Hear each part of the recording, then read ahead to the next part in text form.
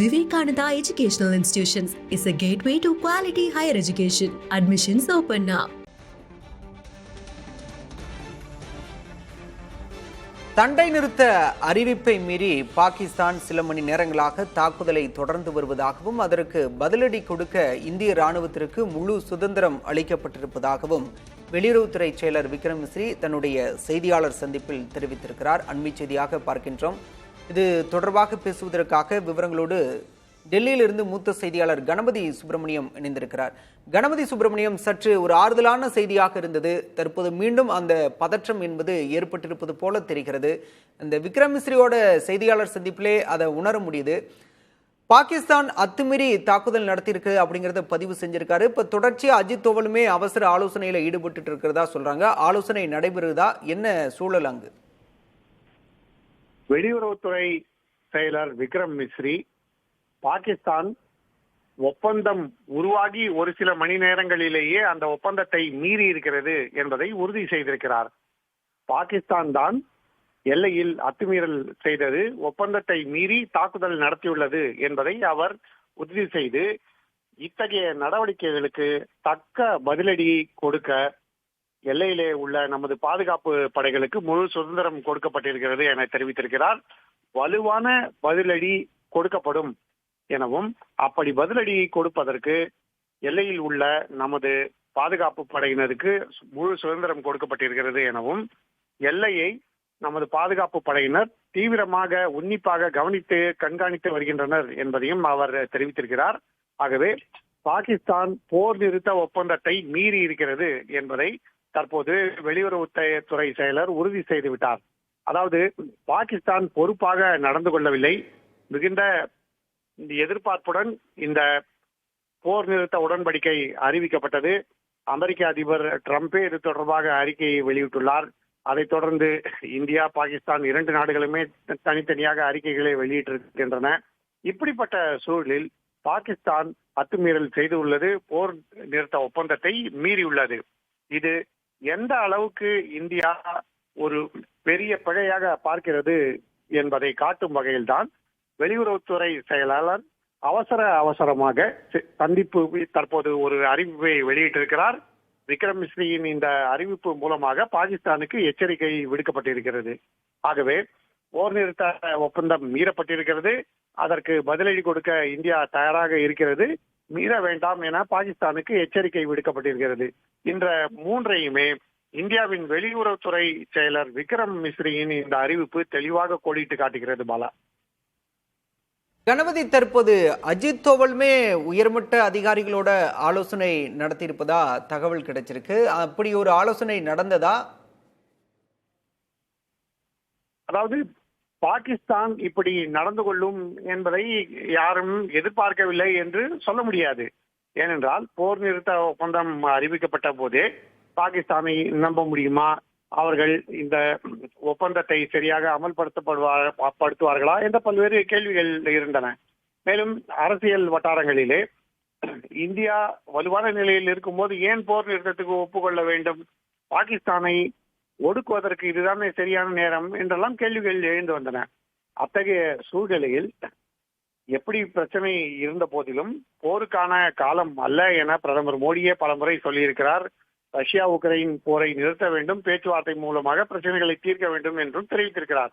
ஆனால் தொடர்ந்து தீவிரவாத தாக்குதல்கள் மூலமாக பாகிஸ்தான் இந்தியாவை சீண்டி வந்தது, தூண்டியது காரணமாகத்தான் தீவிரவாத முகாம்கள் மீது தாக்குதல் நடத்தப்பட்டது.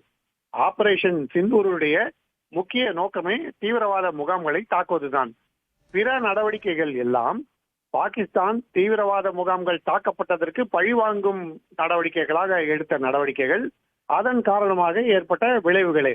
ஆகவே அப்படிப்பட்ட சூழ்நிலையில் பாகிஸ்தானே இன்று முன்வந்து இந்திய அதிகாரியை, பாகிஸ்தான் அதிகாரியை தொடர்பு கொண்டு பின்னர் அந்த போர் ஒப்பந்தம் குறித்து முடிவு செய்யப்பட்டு இன்று மாலையில் அது அமல்படுத்தப்பட்டது. ஆனால் அதை பாகிஸ்தான் மீறி இருக்கிறது, இந்தியா மீறவில்லை. ட்ரோன்கள் மூலமாக தாக்குதல் நடைபெற்றது, வெடிகுண்டுகள் வெடித்த சத்தங்கள் என்றெல்லாம் பல்வேறு ஆதாரங்கள் இதற்கு இருக்கின்றன. ஆகவேதான் வெளியுறவுத்துறை செயலர் அவசரமாக அறிவிப்பை வெளியிட்டிருக்கிறார். இரவு 11 மணிக்கு இந்த அறிவிப்பு வெளியிடப்பட்டிருப்பதிலிருந்தே தெரிகிறது இந்த பிரச்சனையை எவ்வளவு தீவிரமாக இந்தியா அணுகுகிறது என்பதை. ஆகவே பாகிஸ்தான் அத்துமீறலில் ஈடுபட்டால் நிச்சயம் பதிலீடு கொடுக்கும் என்பதில் சந்தேகமில்லை. ஆகவேதான் தற்போது முப்படை தளபதிகள் மட்டத்திலும் எல்லையில் உள்ள அதிகாரிகள் மட்டத்திலும் தேசிய பாதுகாப்பு செயலர் ஒரு புறம் என்று தனித்தனியாக பல்வேறு மட்டங்களிலே ஆலோசனைகள் நடந்து கொண்டிருக்கின்றன.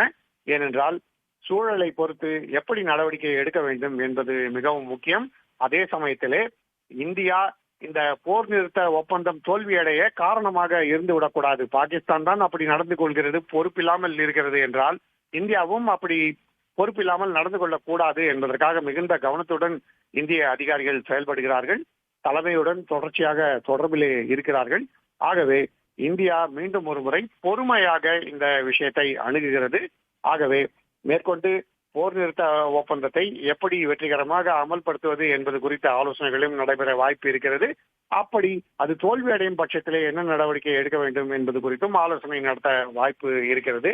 ஆனால் இந்த போர் நிறுத்த ஒப்பந்தம் தோல்வி அடைந்தால் அதற்கு இந்தியா காரணமாக இருக்காது, பாகிஸ்தான் தான் காரணம் என்பதை வெளியுறவுத்துறை செயலர் விக்ரம் மிஸ்ரியின் இந்த அவசர அறிவிப்பு தெள்ள தெளிவாக எடுத்து காட்டுகிறது. பாலா, தொடர்ந்து பேசலாம் கணபதி. தற்போது இது பற்றி பேசுவதற்காக கர்னல் கணேசன் நம்முடைய இணைந்திருக்கிறார். கர்னல், பாகிஸ்தான் சண்டை நிறுத்த அறிவிப்பை மீறி மீண்டும் தாக்குதல் நடத்தியிருக்கு, தக்க பதிலடி கொடுக்கப்படும் அப்படின்னு வெளியுறவுத்துறை செயலர் விக்ரம் மிஸ்ரி சொல்லியிருக்காரு. உங்களுடைய முதற்கட்ட பார்வை என்ன சார்? பாலா, இப்போ பார்த்தீங்கன்னா இந்த சீஸ்ஃபயர் வயலேஷன் பல விதமாக சொல்கிறாங்க. இது முதல்ல சீஸ்ஃபயர் வயலேஷனே கிடையாது. ஒரு அண்டர்ஸ்டாண்டிங் இருந்தது ரெண்டு நாட்டு டிஜிஎம்ஓஸ் கூடால. நம்ம தாக்குதல் ஒரு நாடு இன்னொரு நாடு தாக்குதலாக நடத்தக்கூடாது. நம்ம திங்கக்கிழமை ரெண்டு டிஜிஎம்ஓஸும் பேசி சீஸ்ஃபயர் அக்ரிமெண்ட் எப்படி இருக்கணும் அப்படிங்கிறத ஒரு நியூட்ரல் நாட்டில் இரு நாடுகள் தலைவர்கள் பேசி ஒரு முடிவுக்கு வருவாங்க. அது வரைக்கும் தாக்குதலை தற்காலிகமாக நிறுத்தி வைக்க வேண்டும் என்கிறது தான் ஒரு அண்டர்ஸ்டாண்டிங். இதைத்தான் இப்போ நம்மளுடைய ஃபாரின் செக்ரட்டரி என்ன சொன்னாருன்னா, இந்த understanding between DGMOs has been violated அப்படின்னு தான் சொல்லியிருக்காரு. இப்ப இந்த அண்டர்ஸ்டாண்டிங் வயலேட் ஆனதுக்கு அவர் என்ன சொல்றாருன்னா, பாகிஸ்தான் தக்க நடவடிக்கை எடுத்து இதை உடனே கட்டுக்குள் கொண்டு வரணும் அப்படின்றது அவருடைய ஸ்டேட்மெண்ட். அவர் இப்ப கொடுத்த ஸ்டேட்மெண்ட் அப்படின்னா வாட் டஸ் இட் இம்ப்ளை? இதுல நம்ம ஒரு சாதாரண பார்வையை அதை பார்க்க கூடாது. We lot look at it in different connotation. இப்போ இதுல இரண்டு விதமான ஒண்ணு. ஒண்ணு, இந்த அங்க ஆர்டி செல்லிங்கோ வேற எந்த மிசைல்ஸோ வரல, ஒன்லி ட்ரோன்ஸ் தான் வந்திருக்கு. But it self a violation. அதை கிளியரா ஃபாரின் செக்ரட்டரி சொல்லிட்டாரு. இப்ப இந்த வயலேஷனை பண்ணது பாகிஸ்தான் என்கிற நாட்டின் ராணுவம் அப்படிங்கிறது எல்லாருக்கும் தெரியும். அப்ப அந்த ராணுவம் மக்களால் தேர்ந்தெடுக்கப்பட்ட அரசின் பேச்சை கேட்கவில்லையா? இந்த சீஸ்ஃபயர் அண்டர்ஸ்டாண்டிங் அமெரிக்க ஜனாதிபதிய அவர்களுடைய மக்களால் தேர்ந்தெடுக்கப்பட்ட அரசாங்கம் மட்டும் கேட்டு வாங்கிடுச்சா, அவங்களுடைய ராணுவ தளபதிக்கு இதுக்கு சம்மதம் இல்லையா அப்படிங்கிறது ஒண்ணு. இன்னொன்னு இந்த ஒரு சுச்சுவேஷன்ல, ஒரு அப்நார்மல் அசாதாரண சுச்சுவேஷனை அவங்களுடைய பாகிஸ்தான் ராணுவம் வரலாறுல ஒவ்வொரு தடவையும் இந்த மாதிரி ஒரு அசாதாரண சூழ்நிலை நடக்கும் போதெல்லாம் அவங்க ஒரு கூ நடத்தி அவங்களுடைய ராணுவ ஆட்சி வரும். அந்த மாதிரி இப்போ உள்ள சீஃப் ஆசிம் முனீர் நாளைக்கு அவர் கூவா நடத்தி இதை இந்த அரசை கைப்பற்ற நினைக்கிறாரா, அதற்கு முன்னோட்டமாக இந்த சீஸ்ஃபயர் வயலேஷன் நடக்குதா அப்படிங்கிறத ஒண்ணு நம்ம பார்க்க வேண்டிய ஒண்ணு. ரெண்டாவது இதுல சைனாவோட ரோல் என்ன அப்படிங்கிறது. ஏன்னா ஒரு சில ஃபாரின் சேனல்ஸ்ல என்ன சொல்றாங்கன்னா, சைனா பாகிஸ்தானுடைய இறையாண்மையை காப்பாற்றுவதற்கு முழு சப்போர்ட் கொடுக்கறதாக ஒரு ஸ்டேட்மெண்ட் கொடுத்திருக்கிறதா இப்ப ஒரு சில ஃபாரின் சேனல்ஸ்ல வருது. அப்படி வரும்போது இதுல வேற ஏதோ எனக்கு ஜியோபொலிட்டிக்கல் சிச்சுவேஷன் இன்வால்வ் ஆகிற மாதிரி தெரியுது. அமெரிக்காவுக்கும் சைனாவுக்கும் உள்ள ஒரு பிரச்சனைய இதன் மேல் திணிக்கப்படுகிறதா, இந்த பிரச்சனை மேல் திணிக்கப்படுகிறதா அப்படின்னு ஒண்ணு பார்க்கணும். ஏன்னா ஒரு அண்டர்ஸ்டாண்டிங் அவரை பெரிய வல்லரசு ஒரு அமெரிக்க ஜனாதிபதி அவர் ஒண்ணு சொல்றாரு, அதை ஒத்துக்கிறாங்க. ஆனா அது அவரா சொல்லல, இவங்க கேட்டுதான் அவரே மீடியேட் பண்றாரு அப்படிங்கிற மாதிரியும் வருது. இது ஒரு குழப்ப நிலையை எதுக்கு உருவாக்குறாங்க? இந்த நிலையை உருவாக்குறது எதற்காக? கண்டிப்பாக நம்ம மீது போர் தொடுப்பதற்காக கண்டிப்பாக நான் அதை பார்க்கவே இல்லை. அந்த ஒரு ஆங்கிள்லயே அதை நம்ம பார்க்க முடியாது. இது பாகிஸ்தான் உள்நாட்டு விவகாரம் ஒரு அளவுக்கு கட்டுக்கடங்காத ஒரு நிலைமைக்கு போயிருக்கா, இல்லாட்டினா இந்த சைனா என்கிற மூன்றாவது ஒரு ஃபேக்டர் ஏதாவது ஒன்று பிளே பண்ணுகிறதா என்பதை பொறுத்திருந்துதான் பார்க்க வேண்டும். இது மிகப்பெரிய அளவுல சீஸ்ஃபயர் வயலேஷன்ங்கிறது பெரிய அளவுல நம்ம மேல தாக்குதல் நடத்தி டேமேஜஸ் இன்ஃபிளிக்ட் பண்ணணும் அப்படிங்கிற ஒரு இதுல அவங்க பண்ண மாதிரி தெரியல. இது ஒரு வயலேஷன், அவ்வளவுதான். இந்த வயலேஷனை ஸ்டேஜ் பண்ணியிருக்காங்க, எனாக்ட் பண்ணியிருக்காங்க. இது எதற்காக, இதன் பின்னணி என்ன என்பதை கொஞ்சம் பொறுத்திருந்தால்தான் இதை நம்மளால புரிஞ்சுக்கிற முடியும். ஆனா நம்மளுடைய அரசாங்கம் இந்த ஏதாவது நமக்கு டேமேஜ் ஆயிருந்துச்சுன்னா இதோடைய இது தாக்கம் நம்மள ஃபாரின் செக்ரட்டரி பேசும்போது அவர் வேற விதமா அவருடைய வேர்டிங்ஸ் இருந்திருக்கும். இப்ப அவர் என்ன சொல்றாருன்னா, அதுக்கு தக்க பதிலடி கொடுக்கறதுக்கு ராணுவத்திற்கு அதிகாரம் கொடுக்கப்பட்டிருக்கிறது அப்படின்னு முடிச்சுட்டு எந்திரிச்சு போயிட்டார். இப்ப இது எதை குறிக்குது என்ன அப்படிங்கறத கொஞ்சம் பொறுத்திருந்து பார்க்கணும். அவசரம் இல்லாம நம்ம அதை நிதானமா பார்க்கலான்றது என்னுடைய கருத்து. நிச்சயமா சார். இதுக்கு பின்னணியில சீனா இருக்கலாம் அப்படிங்கிற ஒரு இதையும் சொல்லியிருக்கீங்க. சீனாவுக்கு இதனால என்ன பலன் சார்? இப்ப பாத்தீங்கன்னா பாலா, சீனாவுக்கு இப்போ இதுல வரணுங்கிற அவசியம் ஏன் வருது அப்படிங்கிறதுக்கு நான் உங்களுக்கு சொல்றேன். ஆசிய கண்டத்துல உள்ள அண்டை நாடு 2, அதாவது இந்தியாவுக்கும் பாகிஸ்தானுக்கும் ஒரு பிரச்சனை வருது. சைனா வாலண்டியரா கன்ஸ்ட்ரக்டிவ் மீடியேஷன் நான் பண்றேன் அப்படின்னு சொல்லும் போது செவிசாய்க்காத 2 நாடும் ஒரு எவ்வளவோ தூரத்துல இருக்க ஒரு அமெரிக்கா, அந்த அமெரிக்காவுக்கும் சைனாவுக்கும் பிரச்சனை இருக்கு, பெரிய பிரச்சனை, டாரிஃப் வார் போய்கிட்டு இருக்கு. அந்த அமெரிக்காவுக்கு ரஷ்யா இப்ப ப்ராப்ளம் எதிரி கிடையாது, சைனா எதிரி அப்படிங்கிறத உலக அரங்குல தெள்ள தெளிவா ட்ரம்ப் அட்மினிஸ்ட்ரேஷன் சொல்லிட்டு அவர்களுக்கு எதிரான அனைத்து விதமான நடவடிக்கையும் எடுத்துக்கிட்டு இருக்காங்க. அவங்க சைனாவோட ட்ரேட் அந்த அளவுக்கு பாதிக்கப்பட போகுது அப்படிங்கிறது எல்லாருக்கும் தெரியும். இந்த காலகட்டத்துல சைனாவை ஒரு தனிமைப்படுத்துறதுக்கு அவங்க ட்ரை பண்ணாங்க, அது சக்சஸ்ஃபுல் ஆகலை. ஆனா அதே சமயம் இங்க சைனாவை ஒட்டி உள்ள ஒரு நாட்டுல பாகிஸ்தான் ஒரு பஞ்சாயத்தை வச்சு நான் தன்னுடைய வலிமையை நிலைநாட்டிட்டு போகுதுல சைனா ஏத்துக்குருமா? அவர்கள் இங்க வர்ற இந்த ஜியோ பொலிட்டிக்கல் இதை சைனா எந்த விதத்துல நல்ல ஒரு இதுல இருக்குமா, இல்ல இதை எந்த ஒரு பார்வையில பார்க்கும் அப்படிங்கறது நம்ம யோசிச்சு பார்க்கணும். ஏன்னா நான் இப்ப சொன்ன மாதிரி உங்களுக்கு ஒரு சில ஃபாரின் சேனல்ஸ் என்ன சொல்றாங்கன்னா, சைனாவோடைய ஸ்டேட்மெண்ட், அவங்களுடைய ஃபாரின் மினிஸ்டர் நினைக்கிறேன் வாங் யி அப்படிங்கிறவரு ஏதோ ஸ்டேட்மெண்ட் கொடுத்ததா இப்ப வருது. அதுல என்ன வருதுன்னா, பாகிஸ்தான் இறையாண்மைக்கு சைனா முழு சப்போர்ட் பண்ணும் அப்படிங்கிறது. இந்த சீஸ்ஃபயர் அண்டர்ஸ்டாண்டிங் இருக்கும்போது அவங்க இறையாண்மை எங்கிட்ட இருந்து பாதிக்கப்பட்டுச்சு, 2 பேரும் ஒழுங்கா தானே இருக்காங்க. அப்ப ஏன் இந்த மாதிரி ஒரு ஸ்டேட்மெண்ட் வருது, அந்த வயலேஷன் அதே நேரம் வருது. அப்படிங்கும்போது சைனா இந்த ஸ்டேட்மெண்ட் கொடுக்குது, பாகிஸ்தான் வயலேட் பண்ணுது. பாகிஸ்தான் அரச நம்மளுடைய வெளியுறவு செயலாளர் சொல்றாரு நீங்க தக்க நடவடிக்கை எடுங்கன்னு. இது எல்லாத்தையும் ஒரு பிக்சர்ல போட்டு இந்த பசில உட்கார வச்சு பாத்தீங்கன்னா இதுல ஒண்ணுதான் தெரியுது. ஒண்ணு அங்க கூ ராணுவம் ஆட்சியை பிடிக்கும், இல்லாட்டினா இதுல சைனாவோட ரோல் இருக்கு. இது 2 தவிர எந்த ஒரு பாசிபிலிட்டி இருக்கிற மாதிரி எனக்கு பெருசா தெரியலங்க. இப்போ 2 நாட்டு அதிகாரிகளும் அந்த ஒப்பந்தத்துல கையெழுத்திட்டு பேசுற வரையும் இந்த சண்டை நிறுத்த விதிகளை மீறி இந்த மாதிரியான தாக்குதல்கள் நடைபெறுவது இயல்புதான் இது மாதிரியான சண்டை நிறுத்தங்கள்ல அப்படிங்கறது நீங்க சொல்ற வரீங்களா சார்? இல்ல, இயல்புதான் இல்ல. ஒரு அண்டர்ஸ்டாண்டிங் வந்ததுக்கு அப்புறம் சீஸ்ஃபயர் அக்ரிமெண்ட்ங்கிறது இன்னும் வரல. ஆனா ஒரு தாக்குதல் நடத்துறது 2 பக்கமும் ஹாஸ்டிலிட்டிஸை நிப்பாட்டணுங்கிற ஒரு அண்டர்ஸ்டாண்டிங் வந்ததுக்கு அப்புறமா அவங்க இதை வயலேட் பண்றாங்க. இப்போ நம்ம டிஜிஎம்ஓ அவங்க டிஜிஎம்ஓட்ட பேசியிருக்காருன்னு சொல்றாங்க. அதனுடைய அவுட்கம் என்ன, இது எதுவுமே ஒரு தெளிவில்லாத ஒரு நிலையில தான் இருக்கு. இந்த ஒரு அண்டர்ஸ்டாண்டிங் வந்ததுக்கு அப்புறம் திருப்பி தாக்குதல் நடத்துறதுங்கிறது ஒரு முட்டாள்தனமான ஒண்ணு. ஏன்னா 2 மணி நேரம் கூட ஆகல. அதுக்கே அந்த அண்டர்ஸ்டாண்டிங்க்கு வரணும்.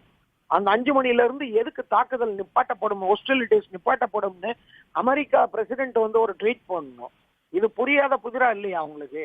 இதுக்கு பின்னாடி வேற ஏதோ இருக்கு அப்படிங்கிறது என்னுடைய பார்வை. கண்டிப்பா கண்ணல. அதான் இப்போ தாக்குதல் நடத்துறப்ப இந்தியா பதிலடி கொடுக்கிற நிலைக்கு தள்ளப்படுது இல்லையா வாண்டடா?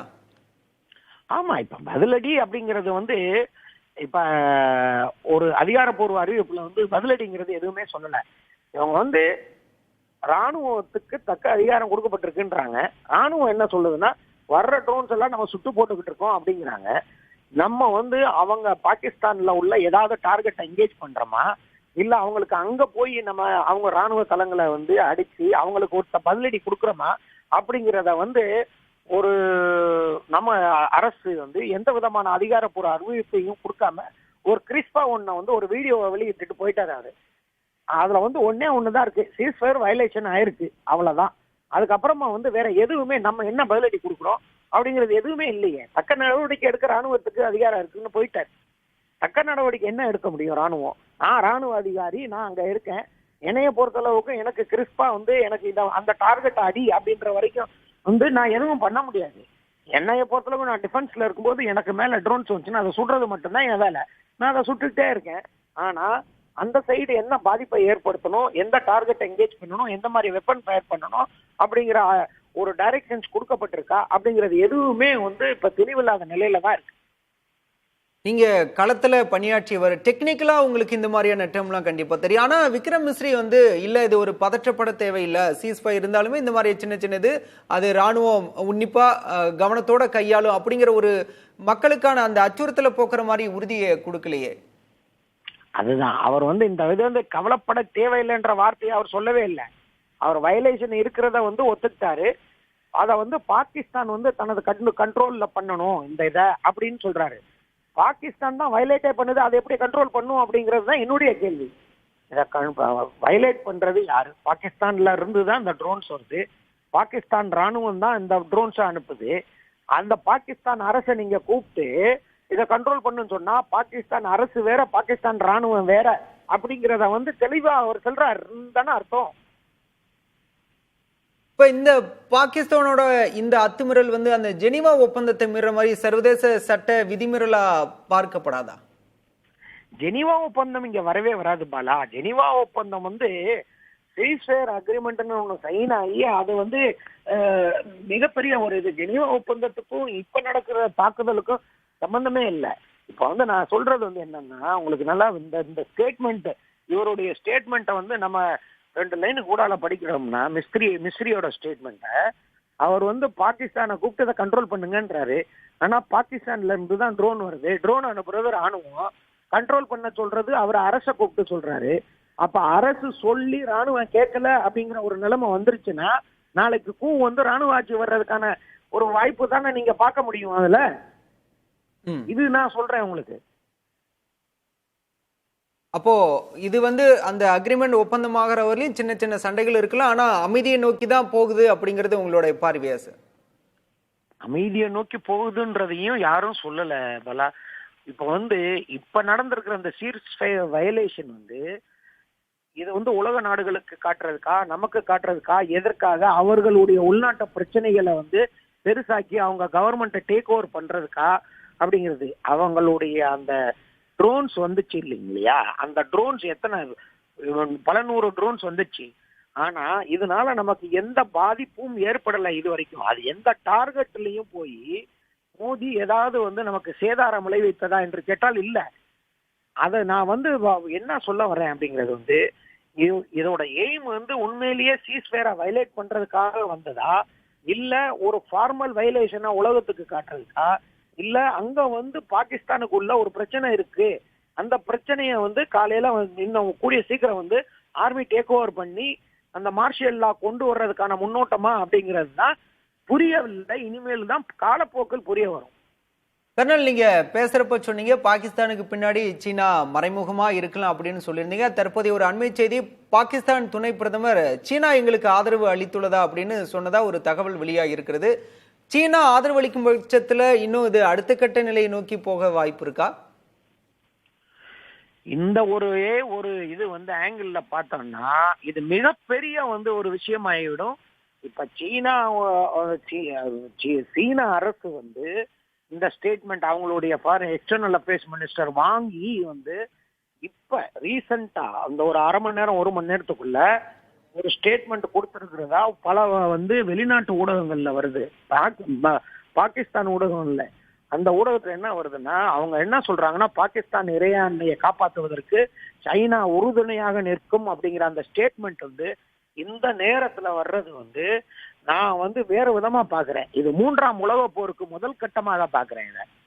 இது வந்து ஜஸ்ட் இந்தியா பாகிஸ்தானுக்கான ஒரு இதா பார்க்காம இது வந்து இதுல வந்து வேற ஒரு டிப்ளமேட்டிக் இது இருக்கு அப்படிங்கிறத நான் பாக்குறேன். அதனுடைய இதை வந்து நான் தவறான தகவலை ஊடகம் மூலமா தர விரும்பல. அது என்னுடைய இது அண்டர்ஸ்டாண்டிங்.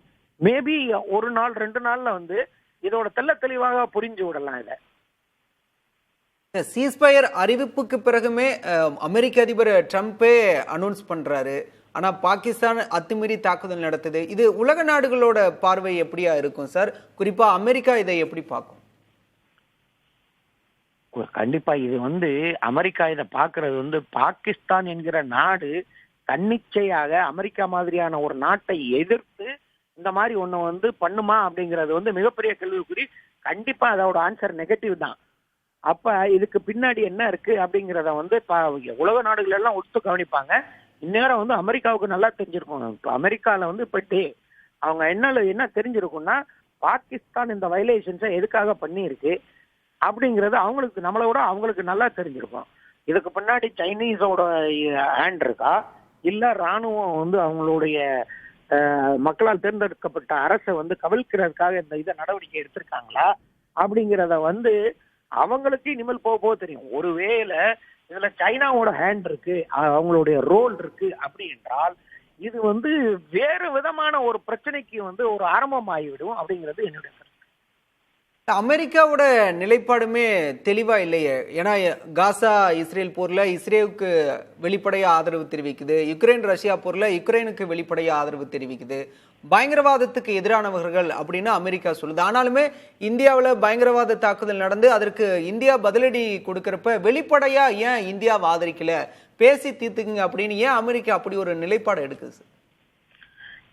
இதுல ஒரே ஒரு கரெக்ஷன். உக்ரைன் ரஷ்யா வார்ல வந்து அமெரிக்கா வந்து உக்ரைனை ஆதரிக்கவில்லை. இதை நல்லா தெரிஞ்சுக்கோங்க. அமெரிக்கா வந்து ட்ரம்ப் அட்மினிஸ்ட்ரேஷன் வந்ததுமே ரஷ்யா அண்ட் உக்ரைன் சீஸ்ஃபயர் பண்ணிடணும், அவங்களுக்குள்ள பிரச்சனைய சுமூகமா போயிடணும் அப்படின்னு ஆரம்பிச்சாங்க. ஒரு மாசம் டைம்ல வந்து ஒண்ணுமே பண்ணல அப்படிங்குமே இனிமேல் இந்த பிரச்சனைக்கு எங்களுக்கும் சம்பந்தம் இல்ல அப்படின்ட்டாங்க. ஜெலன்ஸ்கி அவர் சொல்ற வார்த்தையவே கேட்கல. அமெரிக்க பிரசிடென்ட் சொல்றதையே வந்து, அதாவது ஒரு அதிபர் இதுவரைக்கும் ட்ரம்ப் வந்த பிறகு இந்த மாற்றங்கள் நடைபெறுது. ஆனா முன்னாடி பிறகு அதைத்தான் நான் சொல்றேன். அவரை வந்து ஒரு அமெரிக்க அதிபராவோ ஒரு பவர்ஃபுல்லான ஒரு நாட்டின் அதிபராவோ அந்த உக்ரைனியன் பிரசிடென்ட் பார்த்திருந்தாருன்னா அவர் அந்த மாதிரி ஒரு பேச்சு, அந்த வெள்ளை மாளிகையில அந்த பேச்சு அந்த மாதிரி பேசியிருக்க மாட்டாரு. இது அப்ப நடந்தது. இப்போ வந்து பாத்தீங்கன்னா வெஸ்டர்ன் கண்ட்ரிஸ் எல்லாருமே உக்ரைனுக்கு சப்போர்ட் பண்றாங்க, அமெரிக்கா கிடையாது. இப்ப இத ஒரு பேக்ட்ராப்பா வச்சுட்டு உக்ரைன் மாதிரி நாடே வந்து அமெரிக்காவோட பேச்சை கேட்கல.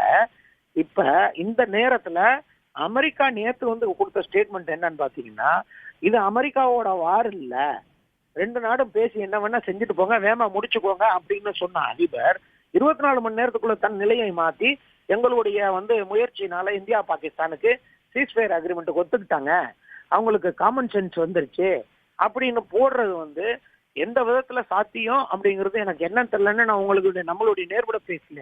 ஏன் வந்து நான் சொல்லிட்டு தான் வந்தேன். சொல்லி நான் வெளியில வர்றதுக்கு முன்னாடியே ஹாஸ்டிலிட்டிஸ் ஆரம்பிச்சிச்சு. இன்ஃபேக்ட் திலகவதிட்ட கூட நான் கேட்டேன், என்னமா ஆயிடுச்சா அப்படின்னு. நம்ம ஸ்டுடியோல இருக்கும் போதே இது பார்க்கும்போது ட்ரம்ப் அப்படின்ற தனி மனிதனை அவரை வந்து அமெரிக்க பிரசிடென்டா யாருமே பார்க்கலையா, அவர் ஒரு பவர்ஃபுல்லான நாட்டின் பிரசிடென்ட் அப்படிங்கிறத பார்க்கலையா? இல்ல அப்படின்னா இது வந்து ஒரு எவால்விங் சுச்சுவேஷன் ஒண்ணு வருது, உலக ஜியோபொலிட்டிக்கல் சுச்சுவேஷன்ல இன்னொரு வந்து ஒரு விதமான ஒரு தீவிரமான ஒரு சூழ்நிலையை நோக்கி போயிடுறதா அப்படிங்கிறது வந்து பொறுத்திருந்து தான் பார்க்கணும். நிச்சயமா சார், நிச்சயமா மிக விரிவா உங்களுடைய கருத்துக்களை பதிவு செஞ்சீங்க. மிக்க நன்றி சார். இணைப்புல வந்து உங்களுடைய கருத்துக்களை பகிர்ந்து கொண்டமைக்கு. Vivekananda Educational Institutions is a gateway to quality higher education. Admissions open now.